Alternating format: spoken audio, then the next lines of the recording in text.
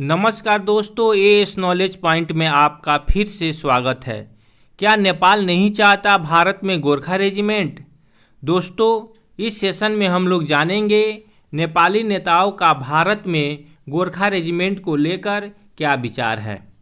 Gorkha regiment का क्या है इतिहास, भारत में वर्तमान समय में गोरखा रेजिमेंट की स्थिति।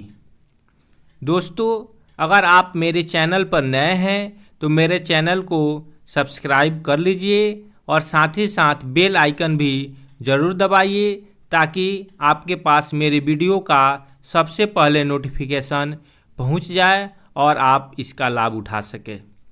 दोस्तों, तो आइए हम शुरू करें आज का सेशन। भारतीय सेना में गोरखा रेजिमेंट की अहम भूमिका मानी जाती है। इसे पूर्वोत्तर के क्षेत्रों में लड़ने के लिए काफ़ी उपयुक्त माना जाता है। ये भले ही छोटे कद के होते हैं, लेकिन बहुत ही फुर्तीलेपन के साथ सैन्य गतिविधियों का अंजाम देते हैं। यह रेजिमेंट अपने बहादुरी के लिए जाना जाता है और इसके लिए इन्हें बहुत सारे बहादुरी से संबंधित पुरस्कार से भी नवाजा गया है।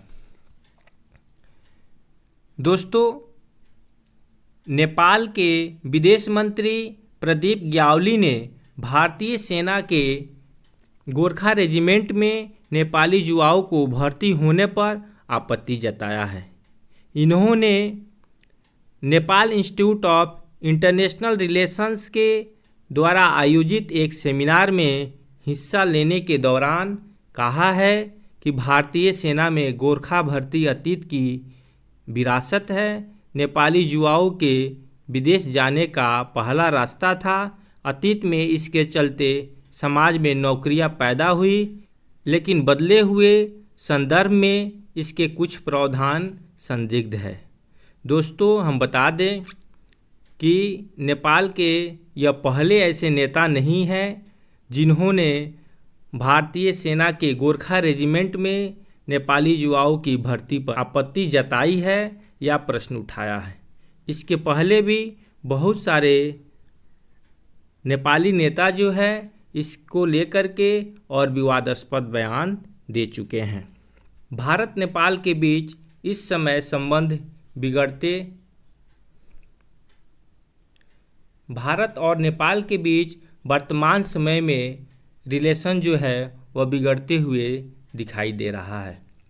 आजकल नेपाल चीन से प्रभावित होकर के अपने देश में सारी गतिविधियां और भारत के साथ जितने भी गतिविधियां हैं वह कर रहा है और चीन के झांसे में ही आकर नेपाल भारत के साथ संबंध बिगाड़ता चला जा रहा है। कुछ ही दिन पहले भारत से नक्शे को लेकर के विवाद और फिर भारतीय सीमा पर भी नेपाली पुलिस के द्वारा, नेपाली सेनाओं के द्वारा भारत के साथ तनाव देखने को मिला और इसके बाद नेपाल के विदेश मंत्री प्रदीप ग्यावली के द्वारा यह विवादास्पद बयान दिया गया है। इसके बाद आइए हम लोग देखें गोरखा रेजिमेंट का इतिहास। भारत में ईस्ट इंडिया कंपनी के समय से ही यानी लगभग 200 वर्ष पहले से ही भारतीय सेना में इनकी भर्ती होती आई है। 1816 में अंग्रेजों और नेपाल के बीच एक संधि में गोरखा रेजिमेंट बनाने का समझौता हुआ था।